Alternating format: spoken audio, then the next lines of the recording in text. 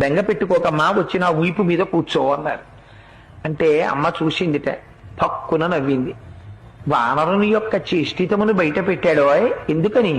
అప్పటికి స్వామి చిన్నవారై ఉన్నారు, పిల్లి పిల్లంత వారై ఉన్నారు.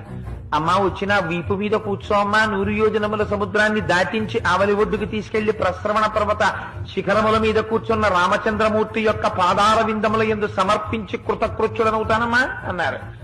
అంటే అమ్మ నవ్వి ఓ మాట అంది. ఎంత మాట అన్నావోయ్ హనుమా, నువ్వే ఇంత స్వరూపమా, నీకో ఇంత వీప, ఆ వీపు మీద నేను కూర్చోనా, నువ్వు నన్ను తీసుకెడతావా, నీ వానర బుద్ధి బయట పెట్టావోయ్ అంది. అంటే పాపం అంతకు ముందు ఎవరి చేత అధిక్షేపింపబడి ఎరగడు మహానుభావుడు. అంత మాట అనేసింది అమ్మ నన్ను, ఇదే నా స్వరూపం అనుకుంటోంది, నా స్వరూపం ఏమిటో అమ్మకి చూపించాలనుకున్నాడు. నిరుమందర సంకాశౌ భవౌదీప్తానల ప్రభ అగ్రతవ్యవతస్తేచ సీతాయా వనరోత్తమ.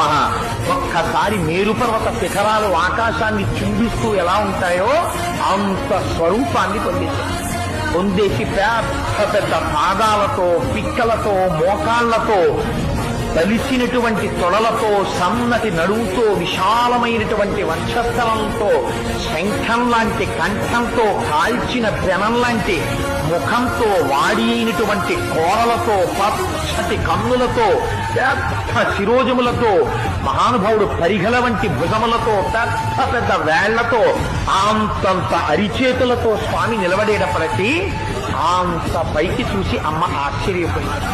నాయనా, నాకు తెలుసయ్యా నువ్వెవరవో, 100 యోజనముల సముద్రాన్ని నీ దర్శన సామర్థ్యమును ప్రకటించి దాటి వచ్చిన రోజునే గుర్తించాను నువ్వెవరో. ఇలా రాగలిగినటువంటి శక్తి ఒక్క గరుత్మంతుడికి ఉంది, నీ తండ్రి వాయుదేవుడికుంది. నాయనా, నాకు తెలిసి నీకుందిరా. నువ్వింత సమర్థుడవు కాకపోతే రామచంద్రమూర్తి నిన్ను నా దగ్గరకు పంపరు.